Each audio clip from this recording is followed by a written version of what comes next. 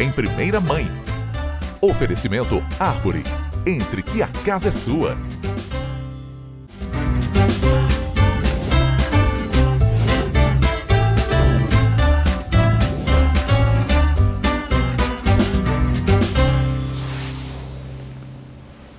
Olá pessoal, o Em Primeira Mãe de hoje está especial porque a gente traz um assunto importante para vocês também. A gente vai falar sobre neurodivergências, mas mais especificamente sobre o autismo. E para conversar comigo hoje, eu estou aqui com o Alexandre, né, Alexandre, que é musicoterapeuta e trabalha com crianças neurodivergentes. É isso mesmo, Alexandre? Exatamente. Conta um pouquinho pra gente do que você faz, como que é o seu trabalho. Isso. Primeiramente, obrigado pelo convite de vir falar sobre essa profissão que, às vezes, as pessoas acham que é só entretenimento, né? Mas é bem mais do que isso. Bom, eu trabalho diretamente com crianças neurodivergentes, com a musicoterapia, e a musicoterapia ela é uma prática em que usa os elementos da música para fins terapêuticos. É basicamente isso, tá? E aí a musicoterapia ela vai trabalhar alguns aspectos dentro do autismo, que é a interação social, a comunicação, aspectos sensoriais, né? E dentro do desenvolvimento cognitivo, né? Para ter uma visão mais ampla do que é o trabalho da musicoterapia dentro do autismo. Como que a musicoterapia atua ajudando a criança que tem um transtorno do espectro autista? Como a música faz? Ela atua dá mais possibilidades para a criança abrir a mente? Isso, porque ela tem já esse caráter mais lúdico, né? A música. Então, para a gente ter acesso a essa criança, primeiro ela passa por um processo de acolhimento, que é a conversa com os responsáveis, para identificar qual é o ISO, que o ISO é a identidade sonora da criança, né? Porque dentro de um contexto, dentro de uma família, existem vários sons, existe música, porque antes da criança chegar, o pai e a mãe escutam música, né? Escutava música. Quando a criança chega, esse ambiente ele se transforma, começa a ter músicas da criança também. E qual que é o som que é aversivo também para essa criança? Por isso que a gente tem a musicoterapia, porque a música ela não faz só bem, ela também pode fazer mal. Então a gente precisa descobrir qual é o ISO, qual que é a identidade sonora dessa criança para a gente começar a planejar uma intervenção, né? E aí, sabendo qual que é o repertório dessa criança, a gente consegue traçar um caminho terapêutico para ela. É importante você dizer que isso que você disse, que a gente às vezes nem se dá conta, né? A música realmente às vezes faz mal e a gente vê porque a criança com alguma neurodivergência, ela tem mais sensibilidade, né? Tem. Às vezes auditiva, né? Tanto visual, enfim, mas a auditiva, que é o que a gente está falando agora, Sim. Então isso pode incomodar a criança, né? Realmente. E a gente tem que se atentar a esses detalhes, né? Com certeza. Ter cuidado para isso. Então, e também tem a música que atrai, né? Que faz bem para ela. Então realmente é um detalhe importante que a gente tem que levar em conta. E o que você identifica assim que a música impacta na vida dessas crianças, que muda a vida dessas crianças? Você identifica isso? Você consegue ver isso? Dentro do set terapêutico, a música ela acaba sendo facilitadora. Então, como eu estava dizendo, né, a gente descobre o repertório dessa criança, a gente consegue acessar com mais facilidade. Não que as outras terapias, elas não têm acesso, mas a música, por si só, ela já faz com que a conexão estabeleça, porque ela vem com uma percepção auditiva, como você disse, né, também, que tem um hiperfoco auditivo, e dentro do espectro autista, existe crianças que têm mais ouvido absoluto do que muitos músicos, justamente por conta desse hiperfoco. Né? Então, por isso que tem essa conexão mais rápida com a música. Então, a música ela vai abrindo o canal de comunicação, de conexão, porque aí começa a fazer os pareamentos, né? Que é o vínculo com o musicoterapeuta. E isso demora um tempo, né? Porque a criança ela não se entrega de uma vez. Né? Ainda mais a criança que está dentro do espectro, né? Ela vai ficar no mundo dela ali, observando e percebendo qual é o momento dela se entregar também para a terapia. E isso é normal. E a gente sabendo de todo o histórico sonoro, a gente consegue ir conectando mais rapidamente essa criança. Perfeito. Você identifica que as crianças assim têm algum instrumento musical preferido? Tem algum que você considera mais positivo para você poder trabalhar na musicoterapia? Tem algum instrumento musical que faz diferença? Da instrumentos, assim, eu uso mais o ukulele, né? Porque eu trouxe o ukulele, que é um instrumento harmônico que a criança consegue cantar e identificar músicas, né, que faz parte do seu repertório. Então, a instrumentação não tem um instrumento adequado que fala assim, tem que ser um instrumento que não vá machucar a criança. Porque, às vezes, a criança pode entrar em disruptivo e pegar uma baqueta, bater ou estragar um instrumento, ou machucar o musicoterapeuta, ou se machucar também. Então, a gente tem que pensar em quais instrumentos a gente vai colocar nesse set terapêutico, né? Só que a criança que vai identificar qual é o timbre, qual é o som que combina mais com o gosto dela, que é mais próximo do que ela gostaria de se comunicar através desse instrumento. Você apresenta vários instrumentos. E ela vai mostrando para você, né, o que ela tem mais afinidade. Isso, a gente coloca todos os instrumentos, né, no set terapêutico. A criança chega e ela vai observar, ela vai experimentar todos os instrumentos.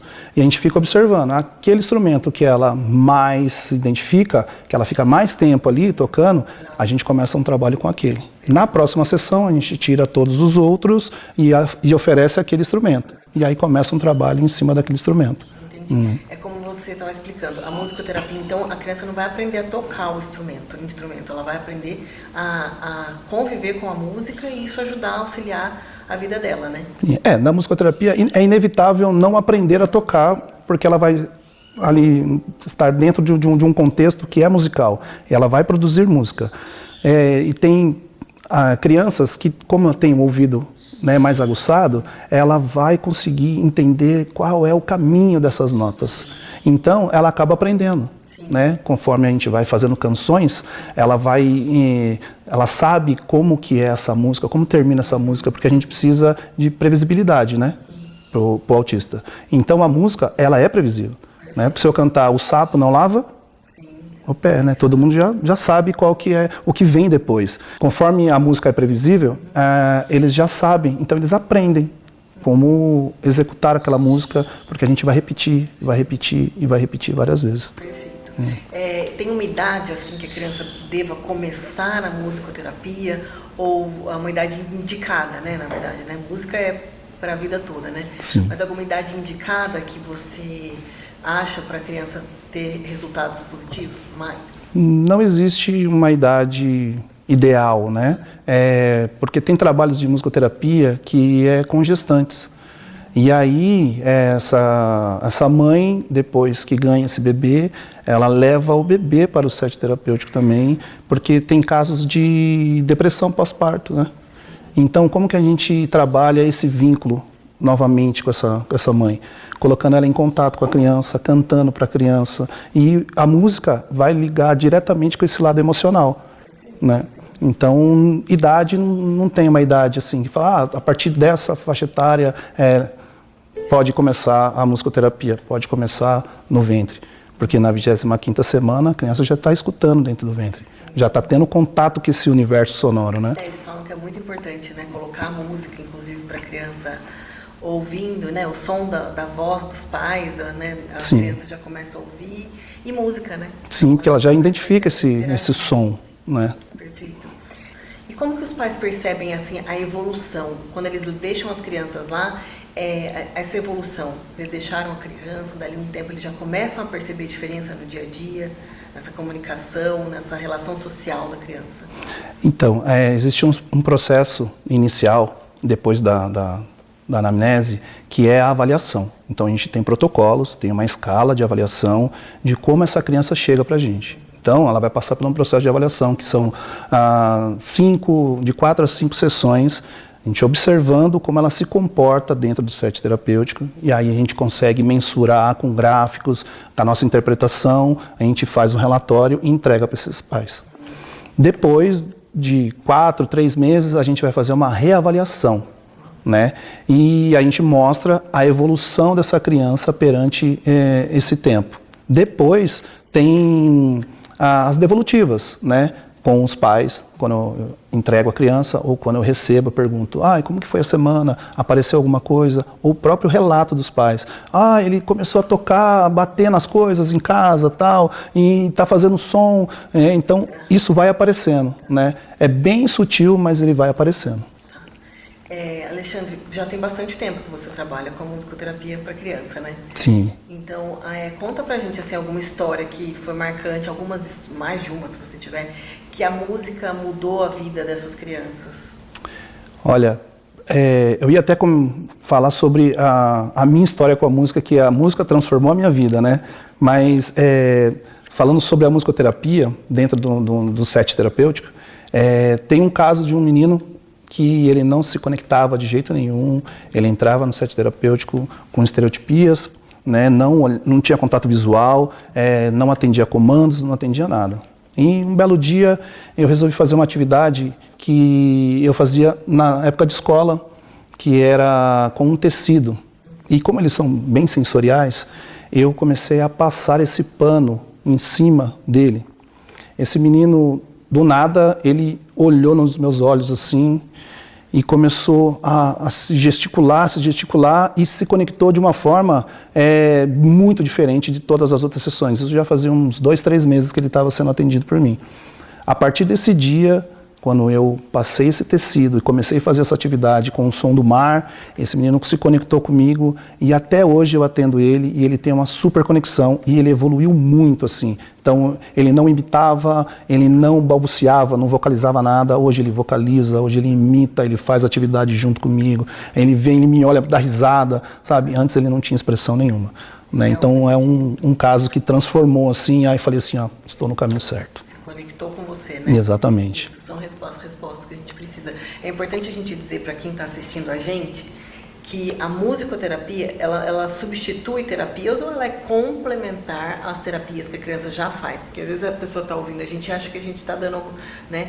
A gente tem que seguir alguns protocolos, né? Então é importante você dizer que ela é uma terapia complementar. Exatamente, ela não vai substituir outras terapias, por isso que existem as clínicas multidisciplinares, né? Porque são especialidades que vão somar na vida dessa criança, né? Então existem outros profissionais, outros especialistas que têm um outro tipo de olhar para a mesma criança. Então, por isso que tem que ter a TO, tem que ter a fono, tem que ter a psicóloga, né?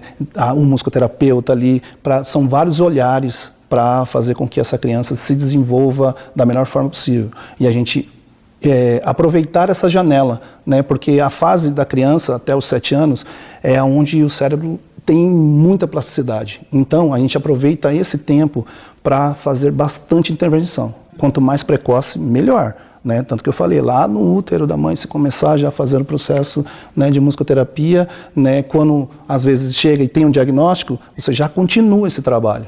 Né? Então, a criança absorve muito, né? A gente, no meu caso que tive 2, né, a gente vai em médicos, eles falam muito, até os 7 anos, realmente, a criança, toda criança absorve, né? Mas Sim. Até essa idade é aquela, né, folha em branco que está sendo escrita, né? Então, realmente, qualquer atividade que faça, e no caso do transtorno do espectro, que é o que a gente está falando hoje aqui no programa, é importante dizer que a musicoterapia, ela vem como uma terapia complementar. Exatamente. Né? Ela não vai substituir nenhuma outra, mas ela, com certeza, né, Alexandre, faz diferença na vida da criança. Sim, faz muita diferença. Ela potencializa bastante as outras terapias também. Exato, né? Potencializa, que é importante. Só complementando, essa fase da criança é o maior salto de evolução do ser humano. Depois, o ser humano ele tem uma evolução mais lenta. O mais rápido é do 0 aos 7 anos. Eu li sobre isso esses dias um texto, falando exatamente sobre isso. E a gente fica surpreso, principalmente quem tem, eu no meu caso, que tenho crianças nessa fase, né? Ainda não chegaram no 7, mas realmente a gente vê como eles perguntam, como se interessam. Sim. E tudo é motivo de aprendizado, né? Então Sim. A gente tem que tomar muito cuidado com o que a gente passa para eles. Então, parabéns pelo seu trabalho. Muito obrigado. Tenho certeza que você é uma pessoa muito paciente, que você tem essa dedicação e com certeza é um dom isso que você tem. Viu? Eu agradeço. Parabéns. Alexandre, você quer tocar uma musiquinha pra gente? Vou terminar como eu termino as sessões, que é uma musiquinha que eu começo a tocar essa música e eles já percebem, já começam a colocar o sapato e já vai se preparando para ir embora. que é a música assim: tchau, tchau, tchau, tchau, a nossa sessão acabou. Tchau, tchau, tchau, tchau, até semana que vem. Tchau, tchau, tchau, tchau, a nossa sessão acabou. Tchau, tchau, tchau, tchau, até semana que vem. Ai, que bonito, lindo, adorei. Obrigado. Realmente é um som muito gostoso, né, o ukulele. Alexandre, muito obrigada por você ter tocado a música pra gente, por você ter ficado com a gente aqui e passado informações importantes sobre a música. Eu que agradeço. De verdade.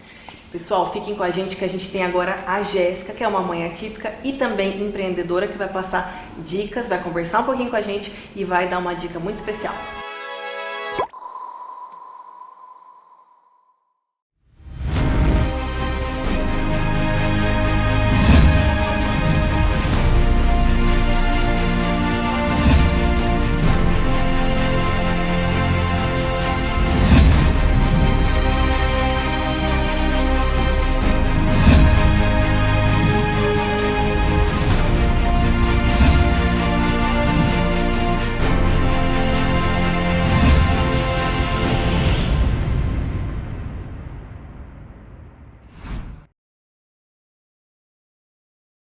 Em Itatiba, vem aí um lugar que combina conforto, lazer e o melhor da cidade como você nunca viu.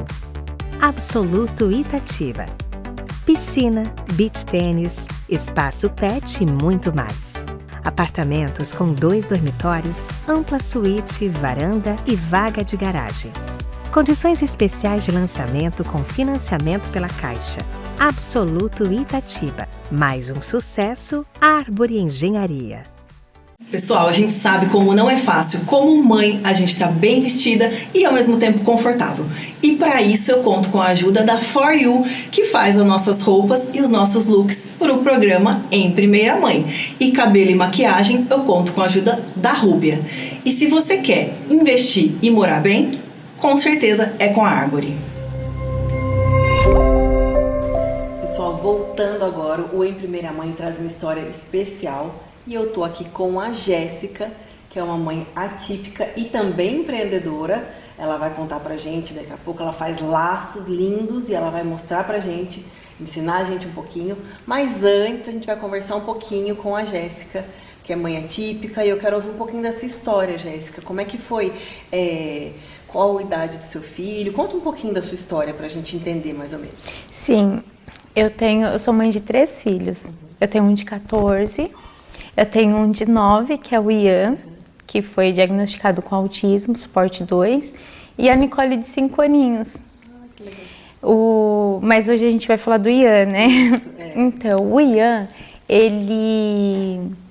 quando ele tinha... Eu acho que sempre eu soube que o Ian, ele tinha algo diferente. Porque todas as vezes, quando ele era bebê, ele não recebia comandos, ele não prestava atenção, ele não olhava. Ele sempre foi uma criança muito nervosa, muito chorona.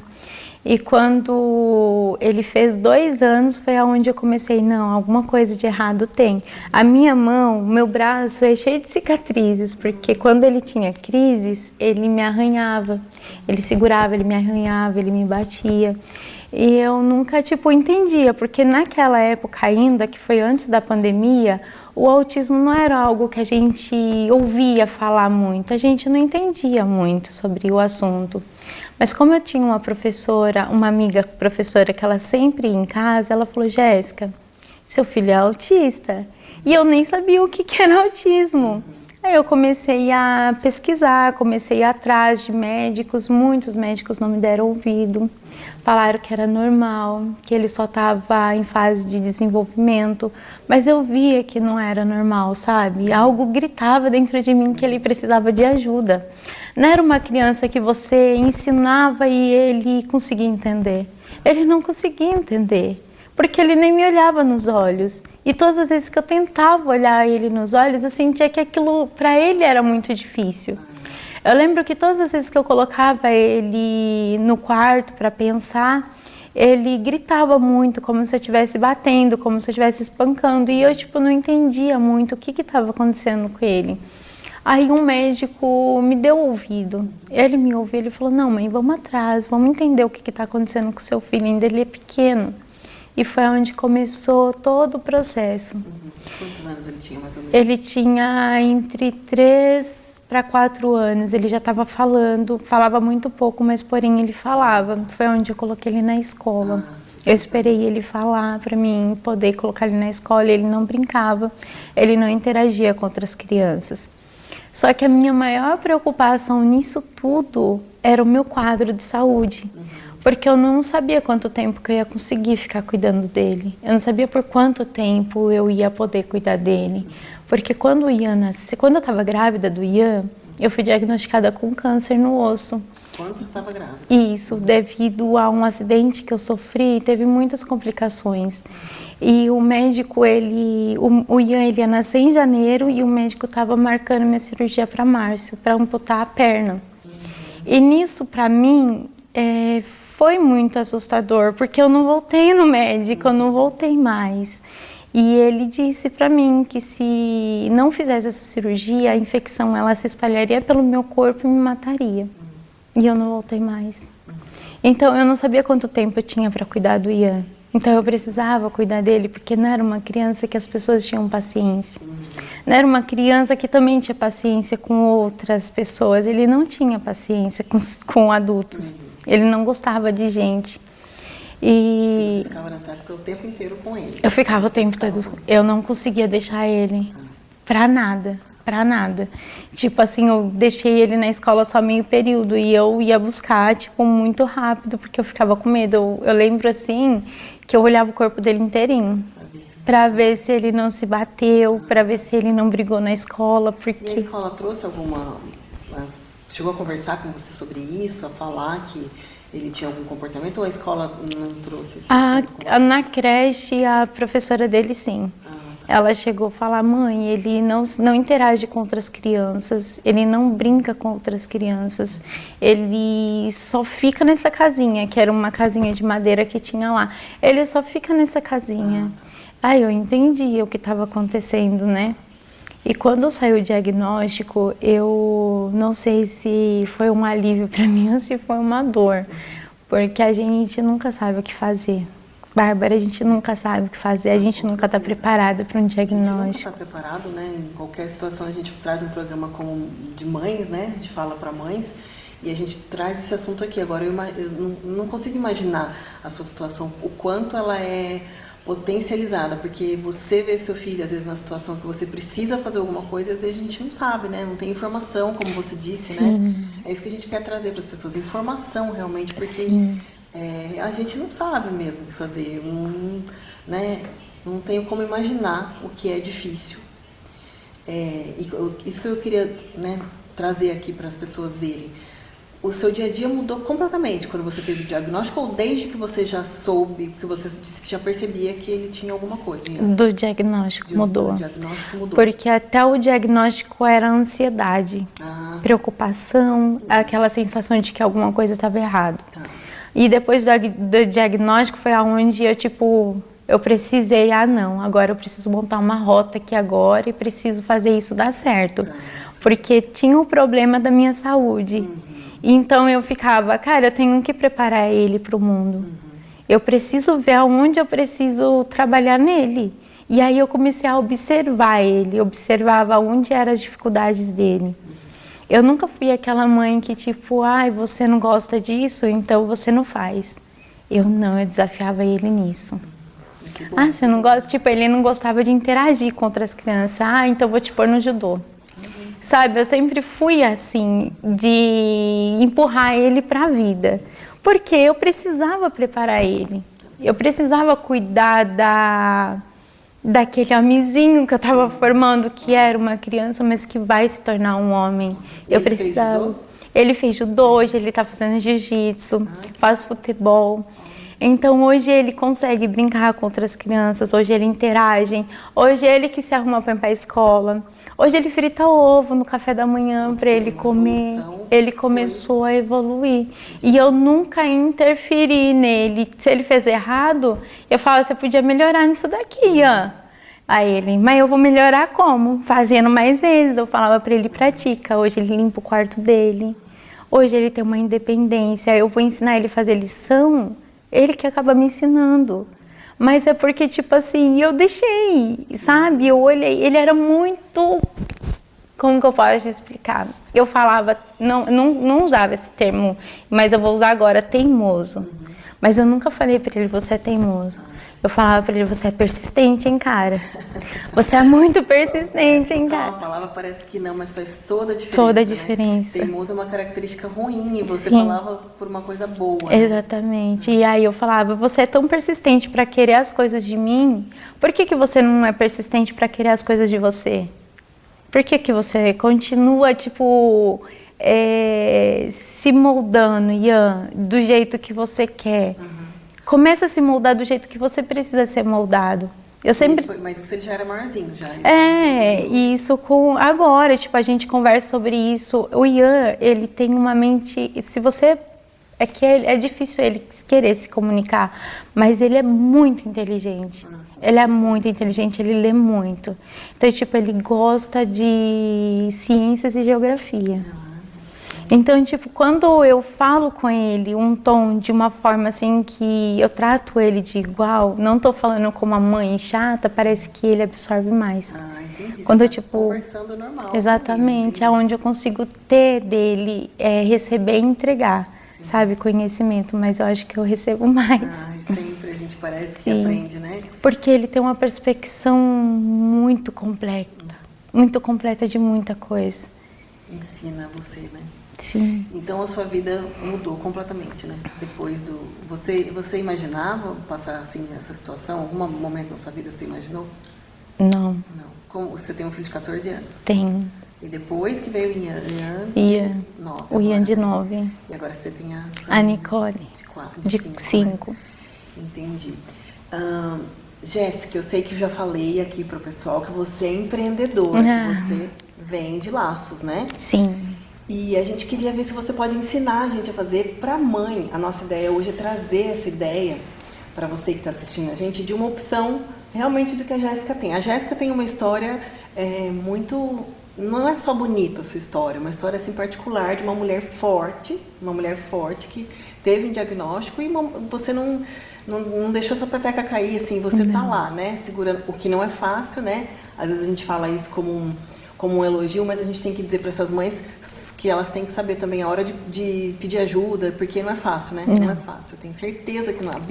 Não é fácil. Se tem uma coisa que não é fácil. E você tá lá. E você vende os laços e a gente quer ver se você pode ensinar a gente a fazer alguma coisa e mostrar, claro, os que você já tem, que é um mais lindo que o outro. Pode Sim, ser? claro, com certeza. Então vamos lá. Então é isso aí, a gente montou aqui e agora a Jéssica vai explicar pra gente. Eu tava aqui conversando com ela.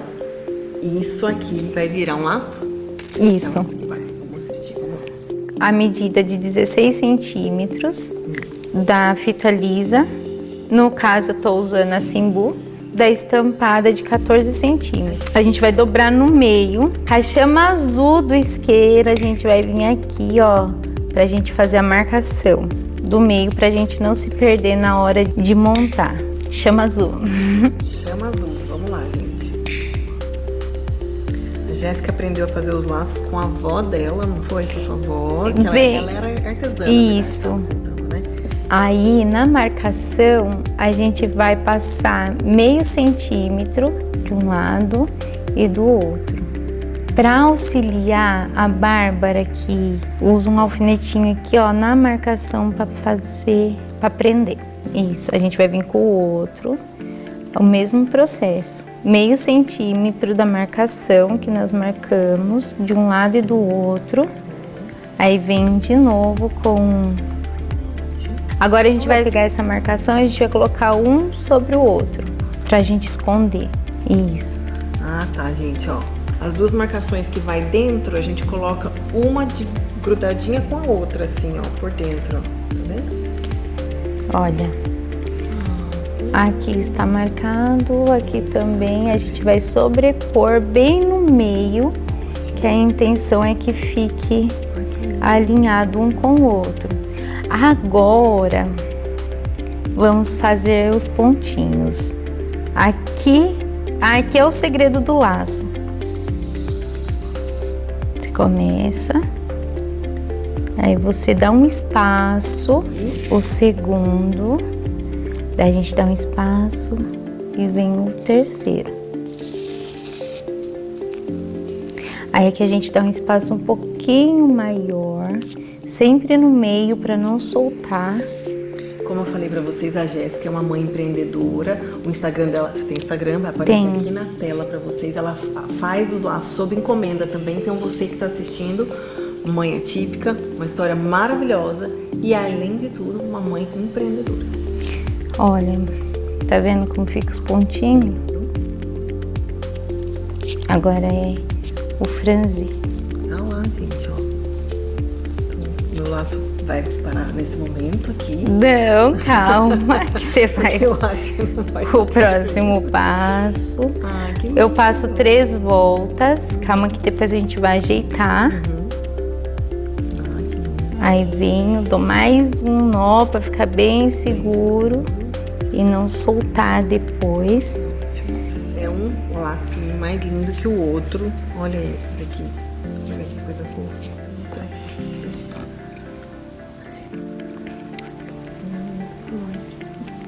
Isso, aí você vai dar as voltas. Franziu. Gente, olha, eu tô me esforçando e é o que eu falei. Depois você ajeita. Depois vocês ajeitem. Vocês não pode não dar certo primeiro, depois vai. O laço tá um pouco de um lado só, né? Quer ajudar? Não, eu tenho que mostrar pro pessoal que é possível, né? Ó, e agora aqui eu vou dar um nó, é isso? Isso. Pego toda a linha assim? Isso. Ou não, assim? Eu pego toda. Pronto, gente, ó.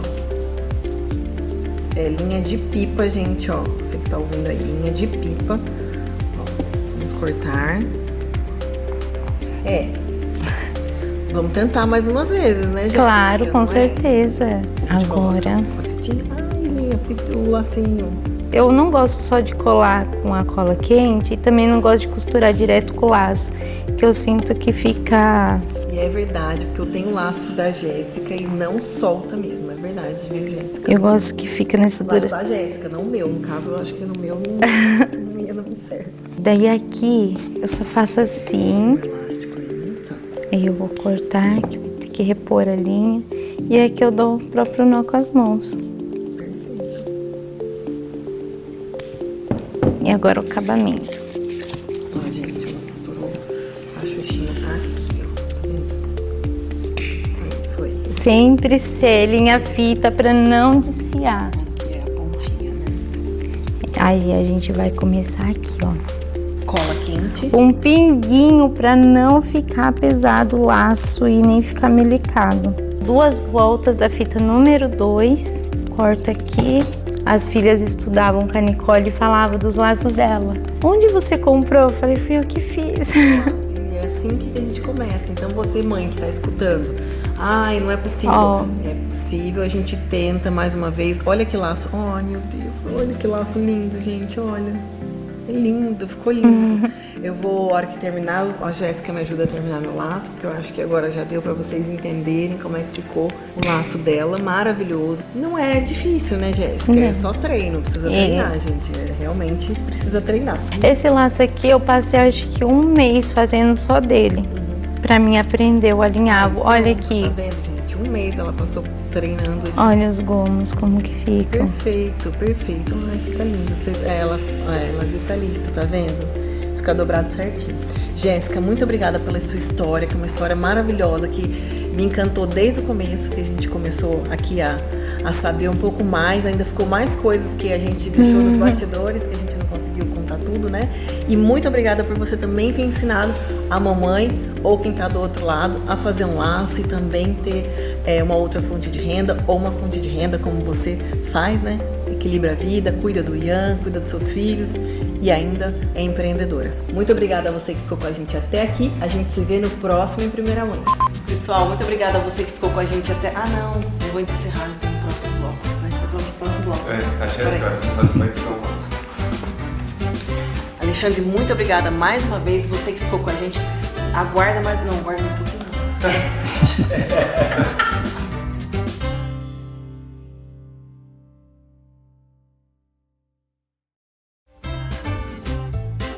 primeira mãe. Oferecimento Árvore. Entre que a casa é sua.